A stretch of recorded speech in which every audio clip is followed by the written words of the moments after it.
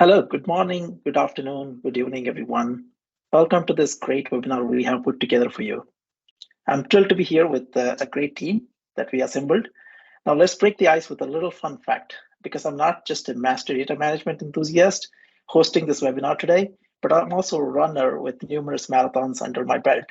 I see a lot of parallels between running and executing a data management initiative. We must keep our eyes on target, whether it is running or running a data management initiative like this, while we make incremental effort to get to that target. It's all about having a plan and then showing results. And you will see how Simon and Leith today will talk about some of that aspect of running a data modernization effort. But enough of that talking. I can't wait to dive into the topic today and with two amazing speakers we have gotten here who will share some invaluable insights that I think will be helpful to you. Now, before I hand over to Simon, a couple of housekeeping items. If you have any questions, please use the chat function and we'll try to answer them during the webinar.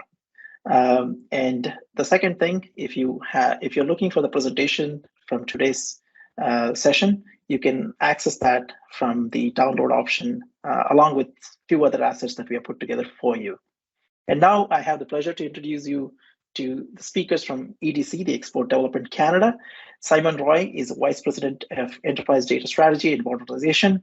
Simon, can you do a brief introduction? Thank you so much, Prash. Hi, everybody. Great to be with you today. Simon Roy. I've been with EDC for 2 years. I have 15 years of experience in business transformation, and I have a major in data modernization as well.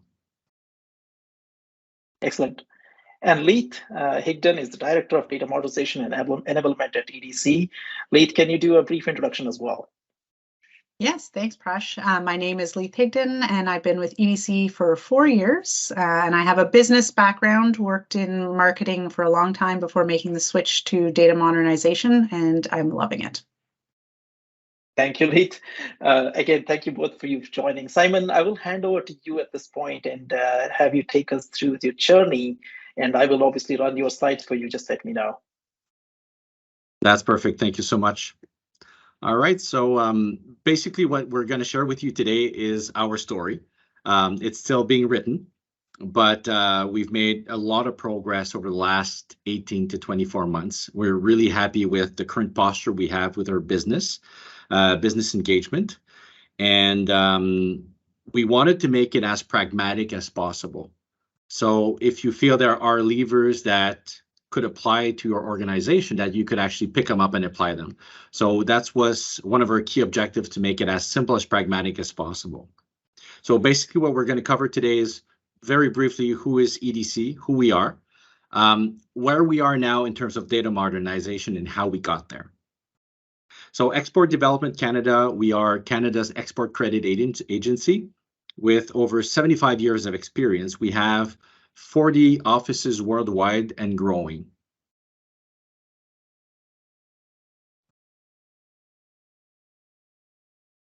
Export Development Canada is a Crown corporation, meaning that we are a government entity, but we operate in an independent fashion. We work in very close cooperation with, obviously, the public sector, but also the private sectors, being the commercial banks with whom we partner typically on deals, and obviously companies that want to export outside of Canada to the world, or international companies that want to do business within Canada. We're going to go for the next slide.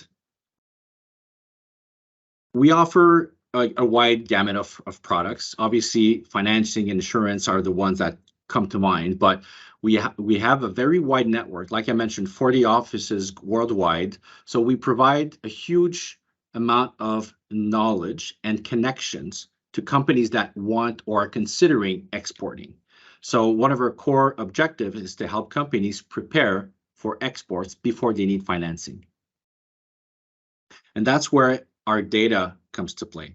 If you want to put people together, get them to partner, you need to understand your environment, you need to understand your market, your opportunities, and manage your risks. So we're going to go to the next slide. So how it all started. Obviously, over the last maybe 10, 15 years, the technology teams and the business teams did not partner as much as they could have for multiple reasons. And I remember when I did my first quarterly business review, I was presenting the 2022 plan.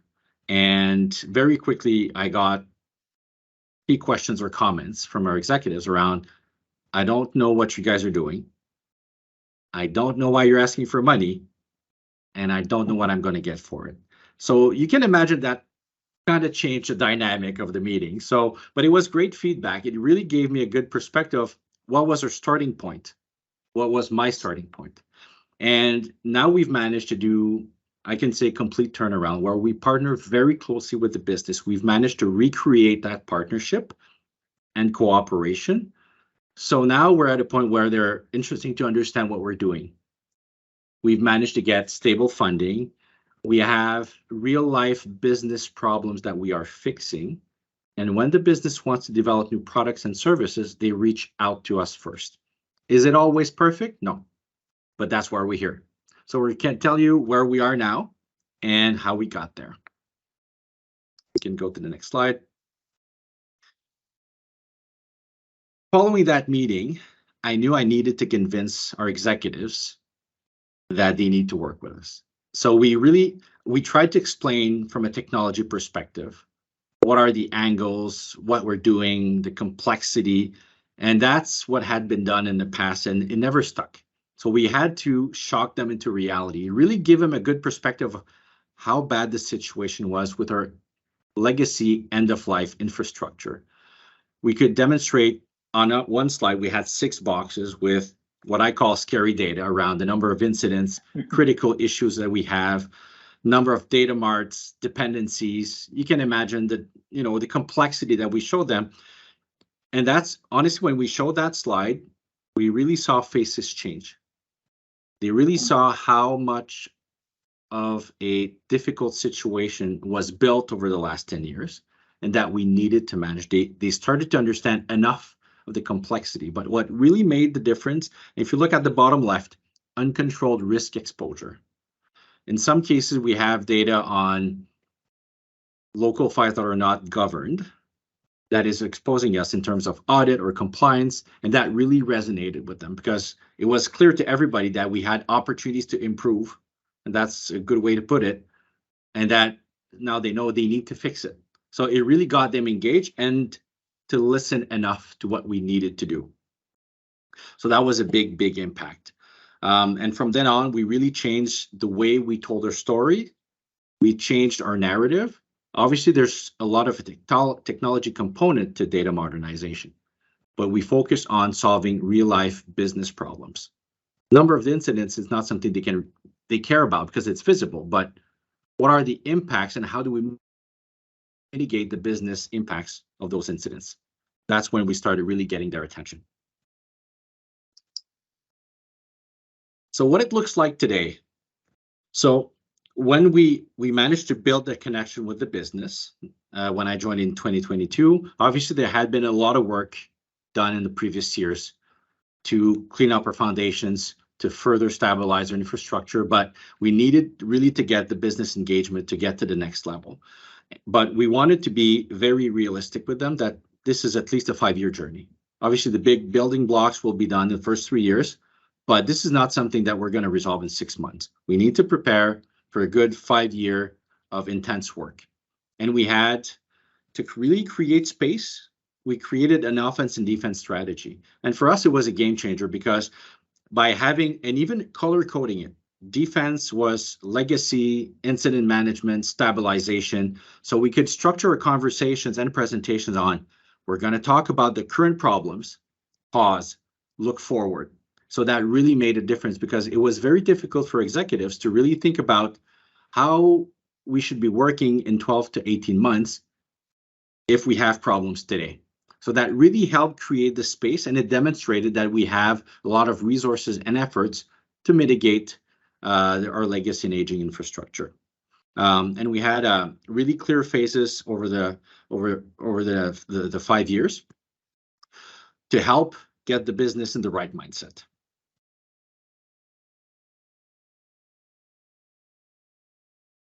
We went farther in defining phases of our program, and we really focused on specific business problems and use cases that we could tackle. Obviously, setting up a platform like Informatica MDM is great for them, but what are they going to do about it? So that's where we started bringing in Master Customer 360 profile, standardizing industry codes and making crosswalks available, standardizing contacts, really focus on what is the value that our business and customers will get from data modernization. And again, we always come back to very specific longer term outlook. We want to make sure that nobody gets the reflex or perception that we're going to be done in 6 months. And that led to giving us the real success conditions we need in order to deliver on this. And going to the next slide, we are going to look at our delivery team structure. I'm not going to go into the detail of the team structure, but there's a couple key messages here that are really important: is stable funding, stable team, and flexibility to adapt based on the profiles we need. So we have stable funding over the 5 years, pre-approved. Obviously, we renew every year with the budget, but we have our financial roadmap that is pre-established. So we know we ramped up our capacity, and we know ahead of time what we can tackle year after year based on our velocity and our progress to our learning curve. We have 3 different squads that are currently in flight, and there are squads that are cross-functional. We have technology resources there and also business partners part of the team, and that's critical. That was not necessarily natural at first when we started. So getting everybody to work together as one team with one set of objectives was really, really important. We have a mix of full-time employees, and we also have a system integrator to give us a hand. But the key roles, like leadership roles, PO roles, are full-time EDC employees. And to me, that was super important because I want to make sure that we keep this knowledge, we keep the expertise for the long run. So that was a tough sell that I needed to make initially, getting headcount or people to join the team to actually make this happen, but it was completely worth it. And now we have a strategy to migrate even more towards an FTE, a full-time employee approach, which is great. Something that I'm very proud of is the fact that in our team, 100% of leadership roles are women-led, or are led by women. So that's a great achievement. And we have a very strong team within EDC. And we've managed to get people as well from the business to join the team. Leith, with whom I partner, is a great example coming from marketing. Maybe Leith, if you could give us a bit of a hint of what made you switch from the business side to data modernization. Yeah, no, definitely. I mean, from the business side, we could see the pain that was coming from not having master data management. And so I wanted to be part of the solution, and I was very excited to come over and work with the team. So, yeah. Glad you're on board. And this is a great example where we could really get people dealing with the data, dealing with the challenges of data to really fix it. They know better. So it's a great asset for the team to have people from all over EDC to join and actually drive data modernization. So a lot of the things that we did over the last couple of years involve communicating. So what you see here is our snapshots of our landing page, our SharePoint site. At the end of the day, it's our intranet. It's relatively new. It was launched in December, and it's the most popular SharePoint site for EDC. What we really wanted to put a face to data modernization. Obviously, we included in there our data strategy, our data catalog. You have a whole set of dashboards, but we also have real-time visual status of our data marts. Are they up? Are they delayed? Are they down? That was something that the business wanted, but it was complicated for them to get a view. So now they have a visual, and that brings a lot of traffic. So that was a very good win on our board. We also have release notes and innovation. That's our intake process as well. So that's our window to EDC, and it also removes complexity to our partners who were always wondering, who do I talk to? Who do I reach out, and when? Now they know where to reach us, and it's a lot easier. Obviously, data literacy as well. We have training on this site, and we have a data literacy course that is now standard and mandatory for all EDC employees. So that was another big win for us to get this to be on our enterprise scorecard. We're going to touch on that later in the presentation, but you can see from the bottom right snapshot, we have MDM proof of value demonstration. We did a proof of value with Informatica last summer, and it was a big game changer because we worked in very close partnership with business partners to understand, are we doing the right thing? Are we ready to roll out a new MDM? Do we have the resources to operate it, to support it? Does the business like it? And at the end of the day, the results were great. And our business partners became an advocate of this data modernization. And it was a game changer for us. That was a complete turnaround. All right. So obviously, again, on the communication side of things, we had initially our analytics leaders forum, top row of the slide there. We have like data savvy professionals and directors working in this space, typically a working group that is relying more, or we're focusing more on the technology side of things. Very relevant, very important, but we've managed to grow this network. We doubled the size of the team by adding people that wanted to join. So we got sectors of the business that were not initially involved to join in, but we realized that was not enough. We needed to reach VPs and our executives as well, because that's where it starts. In many cases, we see we have data problems, but it's actually data symptoms, and the root cause lies around governance, business rules, definitions, so on and so forth. So we need to engage at all levels of the organization. We created two different bodies, Data Modernization Partnership Group, which is more decision body around what are the priorities, where should we focus our efforts. So that's more director, VP level, but was really a key success factor for us was engaging with our executives, including our CEO. We created Data Modernization Executive Forum in January. We have 90 minutes with them monthly. So it's data modernization specifically. So there's no other topic, which was a challenge before. We were always included into other governance instances, and we didn't have the time or bandwidth to actually fully explain what we're doing, why it matters, and how we're going to get there. So we provide an update on our initiatives. Obviously, we look at our budget as well. It's like our steerco, but we have time to do some data literacy. We started off with the basics, but more and more we're doing deep dives on content like what's a master company profile, what is MDM, what's your MDM transition strategy, and we can go deep enough. Having said that, it remains a challenge to simplify enough for the content to be edible by a non-data specific group, but still remain relevant. But we are really getting a lot of good interactions, and there's a lot of pull on understanding more what we're doing. So that was a key success factor for us. So if we take a step back, we're looking at 2023, we're almost mid-year. We now have 2 data-specific OKRs, objectives and key results, on our enterprise scorecard. That is the progress towards our master company profile and our data literacy 101 training, which is mandatory for all employees. Seems simple enough, but it's a good demonstration that we've made data modernization a core priority for the organization.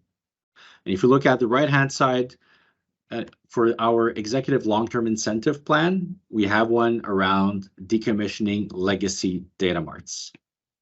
So and everybody understands now the importance of getting rid of them, moving to the cloud. They understand that they need to supply resources and expertise to get this done. This is not only a technology play, it's a business plus technology. So now we're getting a lot more momentum. So getting on the enterprise scorecard and long-term incentive plan was a good success factor as well. A couple of things, a couple of good news as well since we've done this. We have created a new role, lead data steward, which is a leadership role that we are in the process of recruiting for. That's very exciting because it's really going to help us work with the business to establish and enforce data standards at the root. So very, very happy about that. And we are also launching our CRM modernization initiative. So there's a lot of synergies between MDM and Synergy with a customer 360 profile. So we're really happy that we've managed to really sync up these two initiatives. So that's where we are. But how did we get there? Leith, it's all yours. Yes. So how did we get there? Prash, next slide. Yes. I think one of the key things we want to emphasize is that we changed our narrative to be business focused. So not only did we start talking from a business perspective in what we were delivering, so you can see here an example of a slide, Simon spoke about it earlier, but you can see some of the items that we've got here as milestones are business related. So it's not implementing something in the cloud. It's not having a certain capability up and running. It's business deliverables. And not only did we talk about the value we were delivering to the business, but we used also business language. So simple words that are easy to understand for everybody and not using any technology or data jargon as well, really helped to bring kind of everybody together on the same page in terms of what we were delivering. Next slide. One of the key things is we didn't get to that point of being able to change our narrative by ourselves. We worked with the business to do this. So we undertook an initiative where we went around to all the business teams and we gathered over 200 use cases from the business. Just listen to them. What is it that you would like to see? What are the issues you're having right now? And let them speak in their own words. And then we could see how that translated into work that we could do. And we didn't stop there. We didn't leave it at that. We brought them then into a workshop and we asked them to prioritize these use cases and the things that they wanted to see done and to group them into different levers. So we worked together to come up with a plan. And from there, we have a 3-year data strategy that has, as you can see, 6 different levers. And we asked the business to work with us to help prioritize which levers we're going to work on first. So we're all aligned. And we continue to do that in the meetings that Simon mentioned about working with VPs and directors, going over the initiatives and the use cases that we're working on to make sure we prioritize the right ones for the next quarter or for the next half of the year, and making sure that we're aligned with what the business wants. And that kind of engagement is really helpful. And you can see, thanks, Prash, that we continue to engage with the business through the intake form. So one of the things when you're thinking from a business perspective is to consider what it's like for someone from the business to try and request data modernization or changes to operational data as well. And looking at that, we could see it was difficult to know where to go. So we made a no wrong door approach. You can put any of your requests in here. We'll help you out with them. On the back end, we're able to take a look at them and categorize them, whether they're operational or transformational. And we also have it now, it's in a list, it's easy for us to view. We can showcase that to executives when they want to know where initiatives are. It's not in an email, it's not in a Teams chat, it's there, easy to access. We know where the priority is and we can have an ongoing discussion with the business. So we don't get those questions, where's my request anymore? They know where it is and we have that intake form. So I'm sure everyone's had that question before. Prash, next slide. So now that we had cleared away some of the noise that was going on in the business around data, we had the space to be able to do a proof of value. So Simon mentioned that earlier. This was a big turning point for us.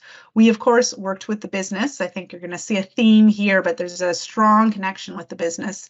And we worked with them to develop the different use cases, find the areas where they saw value. And you can see we have 3 different proof of values that we conducted with Informatica over 3 months in the summer. And Informatica was very involved, great support from the team there. The business was very involved, bringing forward their data, talking about the use cases, and we all worked together to see how Informatica could help us resolve the business needs. And it was great to see that spark in their eyes when they saw the benefits that they could get. And, you know, they came up with the value. They told us, hey, with this, we could create 20,000 additional hours without adding new FTEs to be able to take on the additional work that our business strategy requires. And they gave us the number of a 38% reduction in time to create and validate a company record. And it was really great to see that, because not only did we take those numbers and put them into a deck for the executives, but we brought the business owners in with us to those meetings, and they heard it from the business. You know, there were long, you know, all over the course of the whole meeting, the thing they remember is the business owner standing up and talking about how this was going to bring value, how they were excited for this initiative. So really, really beneficial. And you can see here, you know, the initiatives that the business had were not only looking at Company 360 profile, but also looking at inclusive trade and financial crimes use cases. So there's a wide range of opportunity for us to help benefit the business. The POV was really a turning point. So Prash, next slide. So with that success and with everything we've talked about, you know, from the perspective of a business plus data equals a good CX, a good customer experience, and a good experience for the business, we went forward with that for our whole program. So our whole program is now business plus data.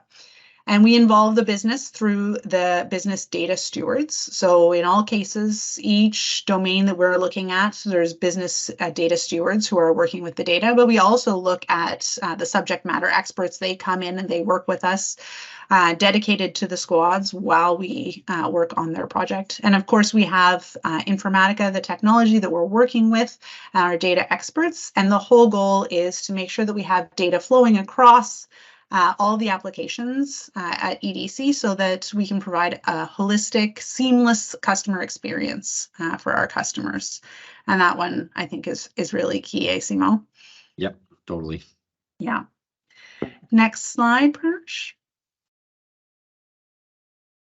So this one's an interesting slide here. I wanted to emphasize a little bit about the cloud versus on-prem choice that we made with Informatica MDM. So we chose the cloud solution, and that was really when we were working with the business and we saw their needs and the need for data flowing across the business seamlessly through different applications that need to be able to respond quickly to customers. It was a clear solution that we should go with the Informatica cloud solution. We were moving that direction across the business. And you know, this example, this slide here actually illustrates sort of the simplicity that we would bring to the conversations with the business. So it may look a little simple to explain our architecture on the left-hand side, that our architecture was previously like this, and then on the right-hand side, this, you know, the circle where all the data goes into MDM and our EDP and goes back out to source solutions. That is the new ecosystem. And it looks simplistic, but that was the level which got folks talking. It really, a light went on. People understood what we were trying to do. They could see, oh, yeah, we do that. And yeah, this would be better. And it started a lot of conversations. So, you know, it's a good example of the level of detail that can really help, you know, get the business on board. It was a great opportunity for us to get the conversation going, just like you mentioned, and then go to deep dives. So it was a good level set. Yeah, absolutely. That's right. And then, Prash, yes, we have takeaways for success. So we talked about a few different things that you could take away and implement with your own organizations. Key elements here are communicating the business way first. I think I said it many times, but that relationship with the business is very key. Demonstrating tangible business value rapidly, and not just demonstrating the value in deliverables, but also in the way you present it. Simone mentioned, of course, shocking them into reality. You know, sometimes you have to not only show them the beautiful future, but also explain the current situation.